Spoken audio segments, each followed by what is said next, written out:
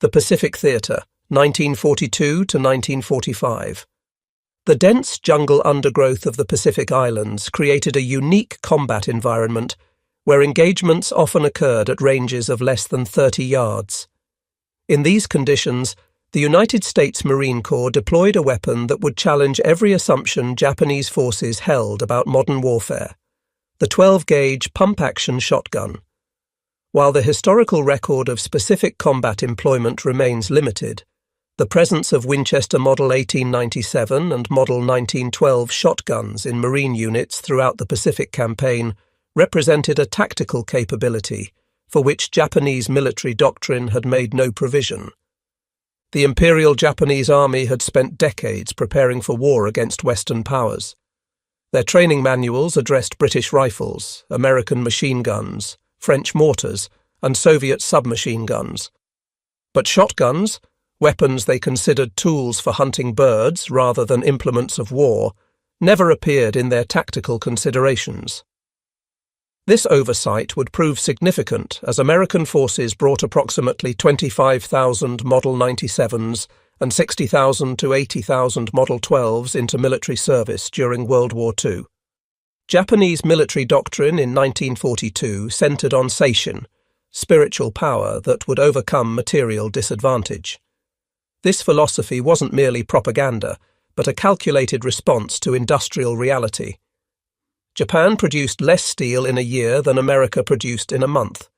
The Imperial Army's solution was to make each soldier superior in close combat, where spirit and training would prevail over mechanical warfare. The tactical expression of this doctrine was the night infiltration attack, followed by close-quarters combat with rifle and bayonet. Japanese infantry trained extensively in these tactics, which had proven successful against Chinese forces, British troops in Malaya, and American defenders in the Philippines. The standard engagement sequence was clear: approach under cover of darkness, infiltrate enemy lines, then overwhelm defenders at close range where Japanese superiority in hand-to-hand combat would prove decisive. American shotguns invalidated this entire tactical framework. At the close ranges where Japanese doctrine anticipated dominance, a Marine with a Winchester Model 97 could fire 6 loads of 00 buckshot in approximately 2 seconds using the weapon's slam-fire capability. Each shell contained 9.33 caliber pellets, creating a spread pattern that made missing nearly impossible in dense jungle vegetation. The Winchester Model 1897, designed by John Browning and refined over 45 years of production, served as the primary Marine shotgun in the early Pacific campaigns. The military version featured a 20-inch barrel, perforated heat shield, and bayonet lug compatible with the M1917 sword bayonet. Most critically, the Model 97 lacked a trigger disconnector, allowing continuous fire by holding the trigger while operating the pump action. The Model 1912, developed by Winchester engineer T.C. Johnson, improved on Browning's design with an internal hammer mechanism that prevented accidental discharge. By 1943, the Model 12 had largely replaced the Model 97 in Marine units, though both weapons continued serving throughout the war. Military procurement records show steady production, though specific combat deployment numbers remain undocumented. The ammunition these weapons fired proved as important as the guns themselves. Standard 00 buckshot loads contained 9 pellets, each weighing 53.8 grains and measuring 8.38 millimeters in diameter. At 10 yards, the pattern spread to approximately 10 inches. At 20 yards, 20 inches. At 30 yards, 30 inches, 30 inches. In jungle combat, where visibility rarely exceeded 30 yards, this spreading pattern compensated for the difficulty of precise aiming in dense vegetation. The Guadalcanal campaign of August 1942 to February 1943 marked the first major American offensive in the Pacific. Marines of the 1st Division landed with various weapons, including some shotguns, though their exact number and deployment remain unrecorded in official battle reports. The August 21, 1942. Battle of the Tenaroo River, actually Alligator Creek, saw Colonel Kiyonao Ichiki's 917-man detachment virtually annihilated, with 789 Japanese killed. While this battle features prominently in Pacific War accounts, primary sources attribute the Japanese losses primarily to Browning M1917 water-cooled machine guns and 37mm anti-tank guns firing canister rounds, with only passing mention of shotgun use. Throughout the Guadalcanal campaign, Marines employed shotguns primarily for perimeter defence and jungle patrols. Photographic evidence shows point men carrying Winchester shotguns during patrol operations, positioned to respond to ambushes in the dense jungle terrain. However, after-action reports focus overwhelmingly on machine guns, rifles, and artillery as the primary weapons affecting battle outcomes. The jungle environment of Guadalcanal created unique challenges for all weapons, but particularly for shotguns. The standard paper-hulled shotgun shells absorbed moisture in the humid conditions, swelling to the point where they wouldn't chamber properly. This problem would persist throughout the Pacific campaign until the adoption of brass-cased shells. The humidity of Pacific Islands created a critical ammunition problem that nearly negated shotgun effectiveness. Standard commercial shotgun shells used paper hulls that absorbed moisture, swelling in the 100% humidity common in jungle conditions. Shells that chambered easily in dry conditions became impossible to load after exposure to tropical moisture. Marines reported shells swelling so badly they had to be hammered into chambers, obviously impossible during combat. This crisis persisted until March 29, 1945, when the military officially adopted the all-brass M19 shell, designated Shell, Shotgun, Brass, 12-gauge, Number 00 Buck M19. These moisture-proof brass cases restored shotgun reliability for the war's final months. The late adoption date explains why many Pacific veterans rarely mentioned shotguns in their memoirs. For most of the war, ammunition problems severely limited their effectiveness. The United States military formalized shotgun training through Technical Manual TM 9-285, published September 21, 1942. This manual covered the Winchester Models 97 and 12, Remington Model 11, Stevens Models 520 and 620, and Ithaca Model 37. Marine training occurred at Camp Pendleton, California, Camp Lejeune, North Carolina, and Parris Island, South Carolina. Training emphasized specific combat applications, point security during patrols, rapid engagement in night defense, cave and bunker clearing procedures, and prisoner guard duties. Marines learned the Model 97's unique slamfire technique, though instructors warned against over-reliance on this feature due to ammunition consumption and barrel heating. The Marine Corps Table of Organization E100, effective from 1943, authorized 306 shotguns per Marine division. These weapons were distributed primarily to military police companies, pioneer battalions, and selected rifle squads for specialized duties. This allocation meant that while shotguns were present in every major Marine operation, they represented less than 2% of a division's small arms. The historical record reveals a striking absence. Japan never filed formal diplomatic protests about American shotgun use, contrasting sharply with Germany's September 1918 complaint that shotguns violated the Hague Convention. German protests in World War I had claimed shotguns caused unnecessary suffering and threatened to execute captured Americans carrying them. Japanese military documents captured during and after the war make no specific mention of shotguns requiring special countermeasures. Training materials focused on countering American firepower generally, machine guns, artillery, and flamethrowers, but never identified shotguns as requiring specific tactical responses.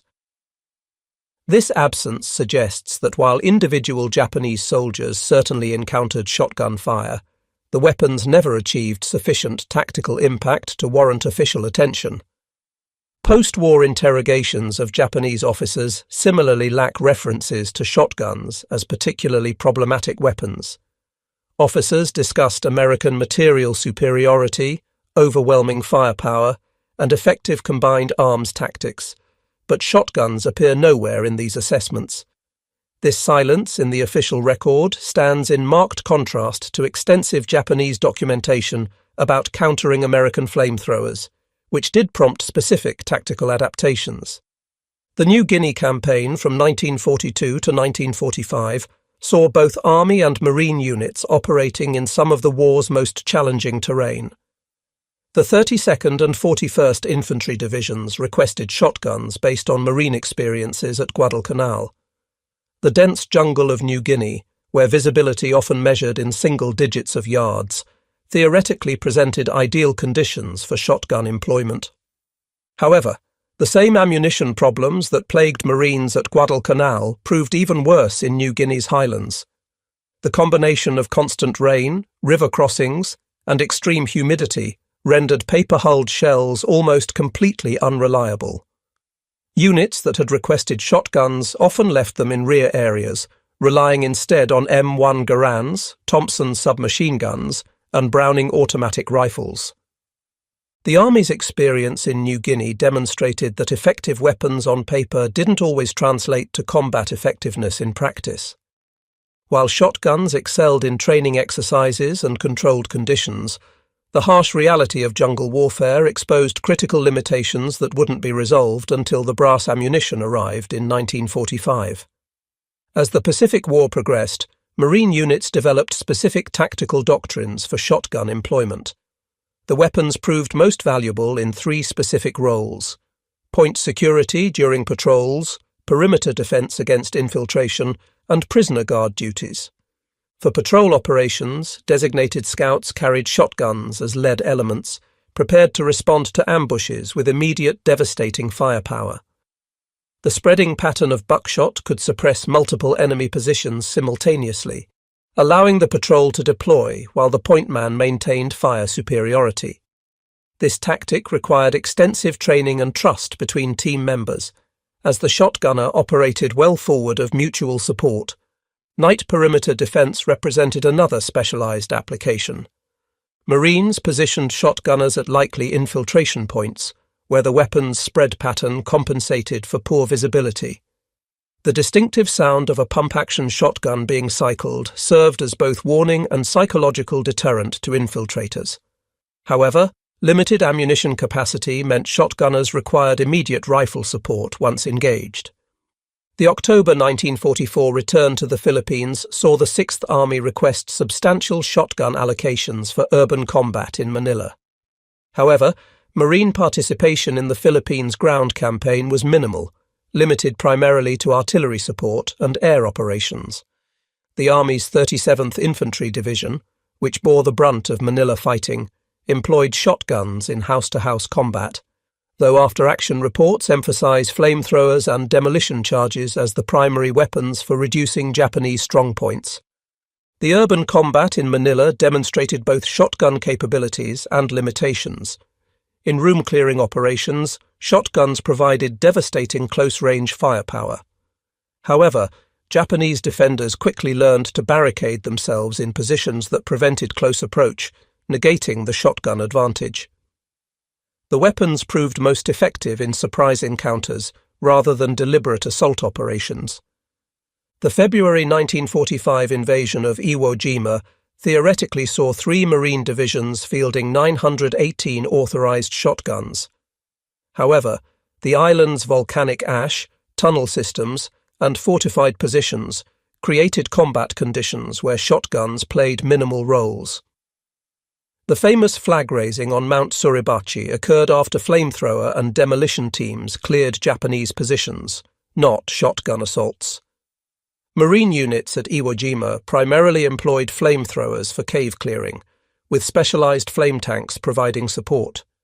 The M2-2 flamethrower could project burning fuel 40 yards into cave complexes, far exceeding shotgun range. Of the 26,000 American casualties at Iwo Jima, existing records attribute none specifically to the absence of shotgun firepower or failures in shotgun tactics. The adoption of brass ammunition arrived too late to significantly impact Iwo Jima operations. The M19 brass shells reached some units in late March 1945, after the battle's conclusion. This timing meant that Marines at Iwo Jima still struggled with swollen paper shells, further limiting shotgun employment in one of the war's most intense battles. The April-June 1945 Battle of Okinawa saw the full implementation of lessons learned throughout the Pacific Campaign. The 1st and 6th Marine Divisions theoretically fielded 612 authorized shotguns, now supplied with reliable brass ammunition. However, the battle's character, fought largely in open terrain against prepared defensive positions, offered limited opportunities for shotgun employment. The Japanese 32nd Army on Okinawa had adopted a defense-in-depth strategy, avoiding the banzai charges that had characterized earlier battles. Japanese forces occupied fortified positions in the Shuri Line, fighting from bunkers and cave systems that kept American infantry at extended ranges. In these conditions, Marine units relied primarily on coordinated tank infantry tactics, with flamethrower tanks providing close support. Where shotguns did see use at Okinawa was in the final stages of position reduction, when Marine squads cleared surviving Japanese from captured fortifications. The weapons also served military police units managing the massive civilian population movement. However, these applications, while important, represented a small fraction of the overall combat effort. Despite extensive documentation of World War II combat, specific accounts of shotgun employment remain surprisingly rare. The Library of Congress Veterans History Project contains thousands of Pacific War interviews, yet mentions of shotgun combat are scarce. The National Museum of the Pacific War holds over 4,000 oral histories, but detailed shotgun combat accounts are nearly absent. Eugene Sledge's memoir, With the Old Breed, considered one of the finest Pacific War narratives, never mentions shotguns despite his service in a rifle company at Peleliu and Okinawa. Robert Leckey's Helmet for My Pillow similarly omits shotgun discussion despite his service with the 1st Marine Division at Guadalcanal. These omissions from detailed, comprehensive memoirs suggest shotguns played peripheral rather than central roles in Marine combat experience. The few available references describe shotguns as valuable for specific situations, but not as primary combat weapons. Veterans recall appreciating shotguns for night security and jungle ambushes, but emphasize rifles, machine guns, and mortars as the weapons that determined battle outcomes. This perspective aligns with official records showing shotguns comprising less than 2% of division armament. American industry produced substantial numbers of military shotguns during World War II. Winchester manufactured approximately 25,000 Model 97s and 60,000 to 80,000 Model 12s for military contracts. Remington, Stevens, and Ithaca contributed additional thousands. This production capacity demonstrated American industrial might, but doesn't necessarily translate to combat employment. Many shotguns served in training facilities, guard units, and rear area security rather than frontline combat. The military police required shotguns for prisoner management and convoy security. Navy vessels carried shotguns for boarding operations and security duties. Air bases employed shotguns for perimeter defense. These necessary but non-combat roles absorbed much of the production.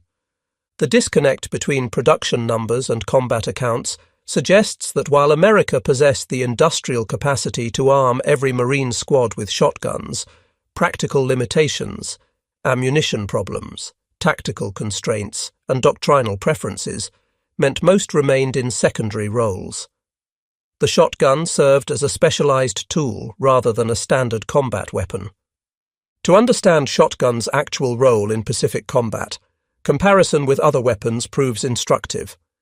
The M2 flamethrower, introduced in 1943, appeared in virtually every account of cave and bunker clearing. Marines at Iwo Jima employed 27,000 gallons of flamethrower fuel, with detailed records of its effectiveness. By contrast, Shotgun ammunition expenditure records remain conspicuously absent from the same reports. The Browning automatic rifle, BAR, served as the Marine Squad's base of fire, with extensive documentation of its employment and effectiveness. Every Marine Rifle Squad included 3 BAR teams by 1944, with detailed training programs and tactical doctrine. Shotguns, despite their theoretical authorization, never achieved similar doctrinal integration or combat documentation. Even the relatively rare M1918 Browning machine gun generated more combat accounts than shotguns. Veterans describe specific instances of Browning gun employment, ammunition consumption, and tactical impact. The absence of similar shotgun accounts suggests their actual combat use remained limited despite official authorization and production numbers. The disconnect between shotgun mythology and historical reality reflects broader patterns in World War II historiography. Popular culture, influenced by films and sensationalized accounts, has elevated certain weapons beyond their actual significance. The shotgun, with its dramatic visual impact and devastating close-range effect, naturally attracted such mythologizing. Post-war films depicted Marines clearing Japanese positions with shotguns, creating lasting public impressions unsupported by primary sources. Video games and popular histories perpetuated these images, establishing shotguns as iconic Pacific War weapons despite limited documentation of their actual employment. This myth-making process obscures the more mundane reality of their primarily auxiliary roles. The mythology serves narrative purposes, providing dramatic close combat encounters and technological contrasts between American and Japanese forces. However, historical accuracy requires acknowledging that while shotguns were present and occasionally effective, they never achieved the tactical significance of rifles, machine guns, mortars, or flamethrowers in determining battle outcomes. The few documented veteran accounts of shotgun use provide valuable insights into their actual employment. Marines who carried shotguns recall them as useful for specific situations, but burdensome for general combat. The weapon's weight, limited ammunition capacity, and specialized role meant many preferred rifles for routine operations. A Marine veteran interviewed in 1985 recalled carrying a Model 97 on Guadalcanal. It was good for night watch and jungle paths, but you couldn't engage at range. When the shooting started, you wanted a rifle. This practical assessment reflects the weapon's limitations in varied combat situations.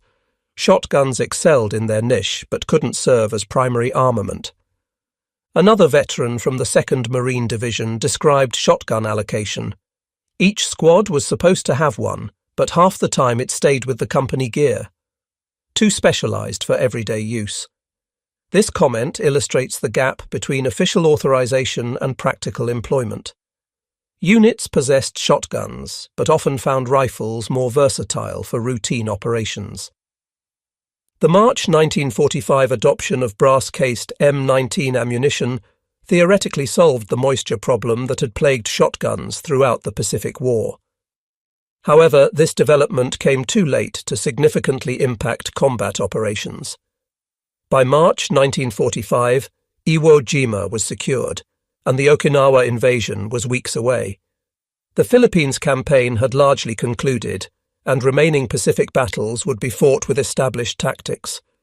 The brass ammunition did prove valuable for occupation duties and the planned invasion of Japan. Military planners preparing for Operation Downfall requested substantial shotgun allocations for urban combat in Japanese cities. The atomic bomb's use eliminated this requirement, leaving the brass ammunition's combat effectiveness largely untested. Post-war analysis suggested the brass ammunition would have dramatically improved shotgun effectiveness had it been available earlier. However, such speculation cannot alter the historical record. For most of the Pacific War, shotguns suffered from critical ammunition reliability problems that severely limited their combat utility. The absence of specific Japanese countermeasures to shotguns provides important historical context. Japanese forces developed detailed responses to American weapons that significantly impacted combat, overhead cover against mortars, spider holes against tanks, reverse slope defences against naval gunfire. The lack of similar shotgun countermeasures suggests they never achieved comparable tactical impact. Japanese tactical evolution during the Pacific War focused on countering American material superiority through terrain utilization and defensive depth. The shift from beach defense to inland fortifications, the development of interconnected tunnel systems, and the eventual abandonment of banzai charges all responded to American firepower generally rather than specific weapons like shotguns. Post-war Japanese military studies extensively analysed American tactics and weapons, but barely mention shotguns. These studies detail American artillery coordination, naval gunfire support, and tank infantry cooperation. The absence of shotgun analysis in otherwise comprehensive examinations suggests their minimal impact on Japanese tactical thinking. One of the most telling aspects of the shotgun story is the complete absence of statistical documentation. World War II generated enormous quantities of data: ammunition expenditure, casualty correlations, weapon effectiveness studies. Yet no reliable statistics exist correlating shotgun employment with enemy casualties or tactical outcomes. The Operational Research section, which analysed weapon effectiveness throughout the war, produced detailed studies of artillery, mortars, and small arms. These reports quantified hit probabilities, casualty rates, and ammunition efficiency. No comparable shotgun studies exist in the archives, suggesting insufficient combat employment to generate meaningful statistics. Even informal estimates remain absent from the record. Veterans readily estimate rifle rounds fired, grenades thrown, or mortar shells expended. Similar shotgun statistics don't appear in memoirs or interviews. This statistical void indicates shotguns remained peripheral to main combat operations, despite their theoretical presence in Marine units. The extensive shotgun training provided at Marine camps created expectations that combat experience didn't fulfill. Marines learned slam fire techniques, practiced jungle shooting scenarios, and qualified with buckshot and slugs. This training suggested shotguns would play major combat roles. However, combat reality differed significantly from training scenarios. The controlled conditions of Camp Pendleton didn't replicate Guadalcanal's humidity or Iwo Jima's volcanic ash. Training targets didn't shoot back or force engagements at extended ranges. The close-range encounters that dominated training proved less common than anticipated in actual combat. This disconnect between training emphasis and combat employment parallels other World War II experiences. Bayonet training consumed extensive time despite minimal bayonet combat. Chemical warfare preparation proved unnecessary when gas attacks never materialized. Shotgun training similarly prepared Marines for combat scenarios that rarely developed as expected. The logistical challenges of shotgun ammunition supply further limited combat employment. Each 12-gauge shell weighed approximately twice as much as a rifle cartridge, while taking up 3 times the space. A Marine could carry 80 rounds of rifle ammunition in the space and weight of 36 shotgun shells. Supply ships prioritized rifle ammunition, machine gun belts, and mortar shells over specialized shotgun loads. The limited cargo capacity of landing craft meant every ammunition case required justification. Shotgun shells, serving specialized roles, received lower priority than general-purpose ammunition. These logistical realities meant that even when shotguns were present, ammunition supplies remained limited. Veterans recall receiving 1 or 2 boxes of shells that had to last entire operations. This scarcity discouraged liberal use, further reducing shotguns' combat impact below their theoretical potential. Military planners anticipated shotguns would excel in urban combat, prompting requests for increased allocation before the Manila and Naha city battles. The confined spaces, short engagement ranges, and room-clearing requirements seemed ideal for shotgun employment. However, actual urban combat revealed unexpected limitations. Japanese defenders in Manila and Naha created kill zones that prevented close approach. Barricaded positions, interconnected fields of fire, and booby traps kept American forces at ranges exceeding effective shotgun distance. The devastating firepower that made shotguns theoretically ideal for urban combat proved irrelevant when Marines couldn't close to effective range. Where urban combat did occur at close quarters, veterans report using grenades, Thompson submachine guns, and flamethrowers rather than shotguns. These weapons offered comparable close-range effectiveness with greater versatility. The Thompson's 30-round magazine capacity far exceeded the shotgun's 6 rounds, proving crucial in sustained engagements. While shotguns left minimal documented impact on Japanese military thinking, they achieved disproportionate cultural significance in American military mythology. The image of a Marine with a trench gun clearing Japanese positions became iconic despite limited historical foundation. This cultural impact exceeds the weapon's actual combat contribution. The shotgun represented American pragmatism, using hunting weapons for military purposes regardless of European military conventions. This narrative appealed to American self-perception as practical innovators, unconstrained by traditional military thinking. The mythology served propaganda purposes, even if combat reality proved more complex. Japanese military culture focused on rifles, machine guns, and artillery as proper military weapons, never incorporated shotguns into their warfare conceptualization. This cultural blind spot supposedly left them unprepared, though the historical record suggests their lack of preparation stemmed from shotguns' limited actual employment rather than cultural oversight. The shotgun story illustrates the complex relationship between technology and military doctrine. The weapons themselves functioned as designed, devastating at close range with spreading patterns ideal for jungle combat. However, their successful employment required specific tactical conditions that rarely materialized in actual combat.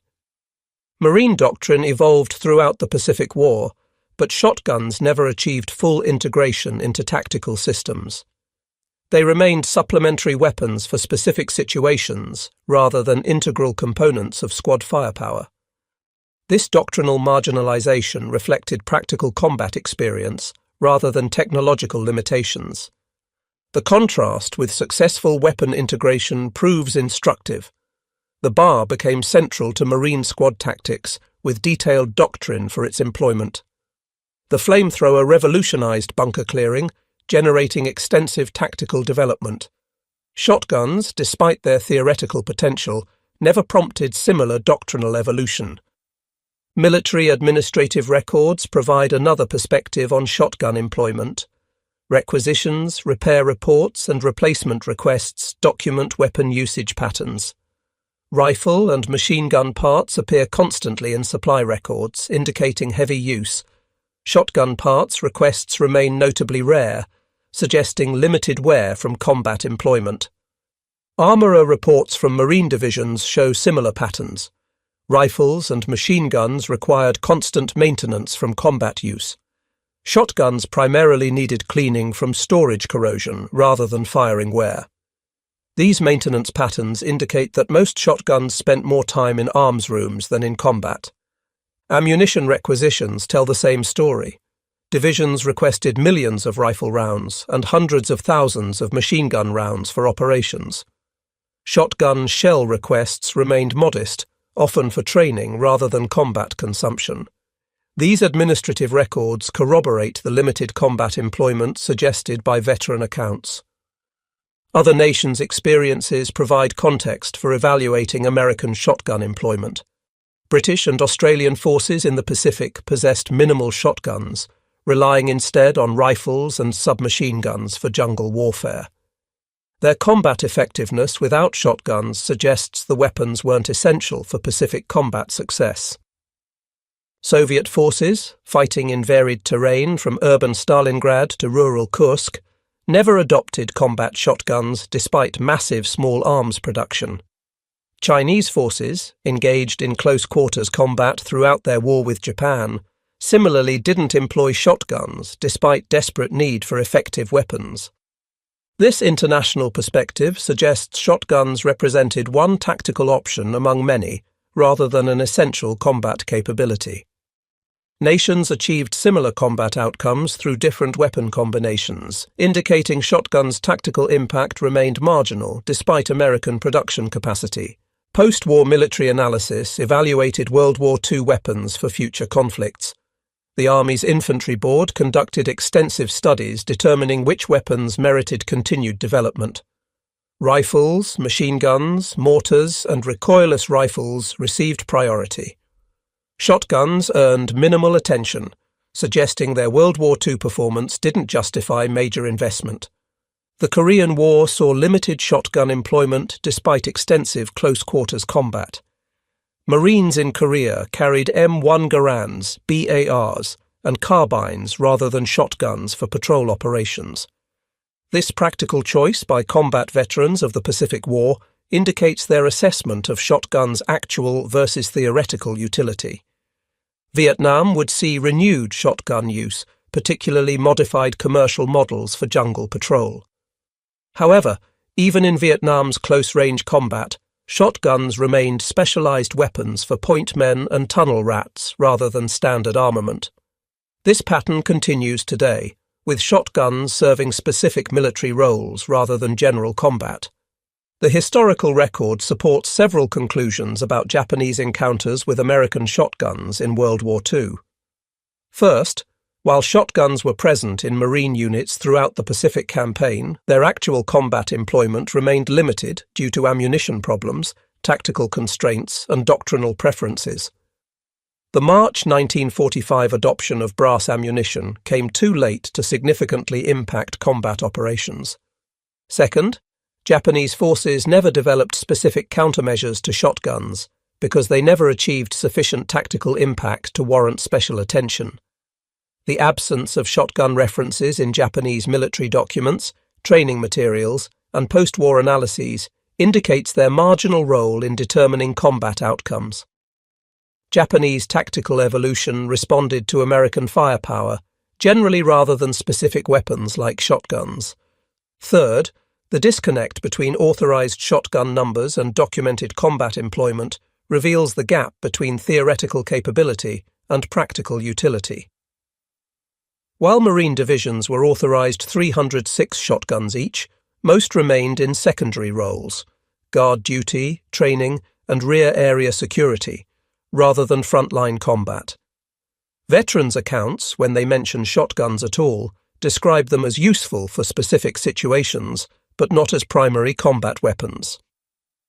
Fourth, the mythology surrounding Pacific War shotguns exceeds their documented historical impact.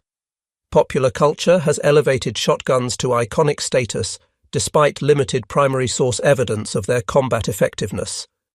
This myth-making obscures the more mundane reality that rifles, machine guns, mortars, and flamethrowers determined battle outcomes while shotguns filled specialized niches.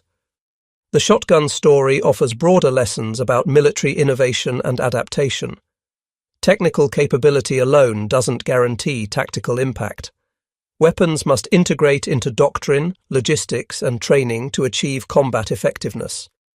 Shotguns possessed theoretical advantages, but failed to overcome practical limitations that restricted their employment. The Japanese military's failure to anticipate shotguns proved irrelevant because shotguns never achieved the tactical impact to exploit this oversight. Their lack of preparation reflected accurate assessment of shotguns' marginal role rather than critical oversight. The weapons that actually determined Pacific War outcomes, artillery, naval gunfire, aircraft, flamethrowers, received appropriate Japanese attention. American industrial capacity to produce thousands of military shotguns demonstrated manufacturing prowess, but didn't translate directly to combat power. The ability to make weapons exceeded the ability to employ them effectively in Pacific conditions. This disconnect between production and employment illustrates that industrial might alone doesn't guarantee tactical advantage. The story of Japanese infantry encountering American shotguns in World War II ultimately reveals more about military mythology than combat reality. While shotguns were present and occasionally effective in specific situations, they never achieved the devastating tactical impact that popular accounts suggest. Japanese forces were indeed unprepared for shotguns, but this unpreparedness proved largely irrelevant because shotguns played marginal roles in determining battle outcomes. The verified historical record, production numbers, training manuals, and organizational tables confirms shotguns' presence in Marine units. However, the absence of detailed combat accounts, statistical documentation, and Japanese countermeasures indicates limited actual employment. Veterans who carried shotguns recall them as specialized tools useful in specific situations, rather than primary combat weapons that changed battle outcomes. The March 1945 adoption of brass ammunition solved the critical moisture problem, but came too late to impact major Pacific battles. By the time reliable ammunition became available, the war was essentially decided through island-hopping campaigns that relied on combined arms tactics, overwhelming firepower, and naval supremacy rather than close-quarters shotgun encounters. The Japanese military's lack of specific response to shotguns reflected accurate tactical assessment rather than critical oversight. They correctly focused on countering the American weapons that actually determined battle outcomes: artillery, naval gunfire, aircraft, and flamethrowers. Shotguns, despite their theoretical close-range superiority, never achieved sufficient tactical impact to warrant dedicated countermeasures. Modern military forces continue to employ shotguns for specialized roles: breaching doors, less lethal ammunition, and specific close-quarters situations. This limited contemporary use parallels their actual World War II employment more accurately than popular mythology suggests. The weapons serve important but narrow purposes rather than functioning as primary combat arms. The transformation of limited historical reality into extensive popular mythology illustrates how war stories evolve beyond their factual foundations. The dramatic image of Marines with shotguns clearing Japanese positions appeals to narrative needs that historical accuracy doesn't satisfy. The mythology serves cultural purposes, demonstrating American pragmatism, technological adaptability, and combat innovation, even if the historical record proves more mundane. Understanding the actual role of shotguns in Pacific War combat requires separating verified history from accumulated mythology. The weapons were present, authorized, and occasionally effective, but never achieved the tactical significance that would justify their prominent place in popular Pacific War narratives. Japanese infantry may never have expected 12-gauge American shotguns in the assault, but this surprise proved largely irrelevant to battle outcomes determined by superior American firepower, logistics, and combined arms tactics. The verified history tells a less dramatic but more accurate story. Shotguns served as specialized weapons for particular situations, handicapped by ammunition problems until too late in the war, employed primarily in secondary roles, and never achieving sufficient tactical impact to significantly influence Pacific War outcomes. This reality may lack the dramatic appeal of mythology, but it represents the historical truth that emerges from careful examination of primary sources, veteran accounts, and military records. In the end, the story of Japanese forces encountering American shotguns reveals as much about military myth-making as about actual combat.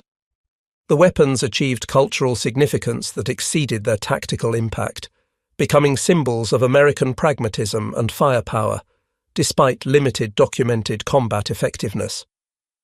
This disconnect between mythology and reality serves as a reminder that popular military history often emphasizes dramatic narratives over mundane historical truth. The Japanese infantry, who never expected 12-gauge American shotguns in the assault, were right to be surprised by their presence, but wrong to fear their impact.